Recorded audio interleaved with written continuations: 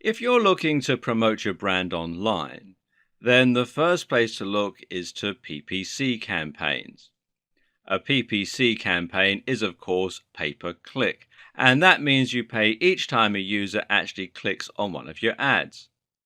There are several things that make this a fantastic way to generate traffic, which we'll look at later. For now, though, suffice to say that PPC gives you the precise control that any advertising campaign needs and allows you to build a perfect business plan with a precise advertising spend, target demographic, and profit margin.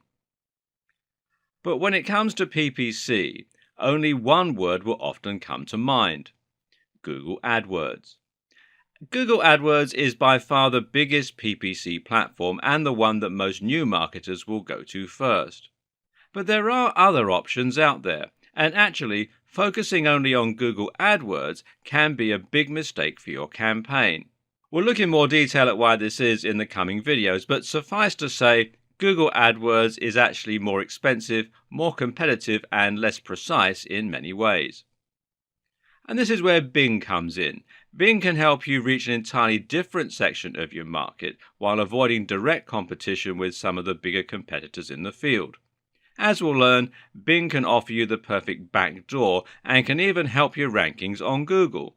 It's the perfect starting point for the small, lean business and a very wise backup source of traffic for all online businesses.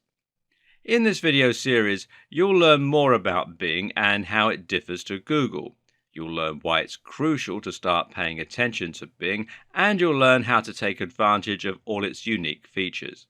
At the same time, we'll also be looking in depth at the best practices for creating successful PPC advertising campaigns on Google or Bing, and we'll see how this can be employed as part of a comprehensive business plan.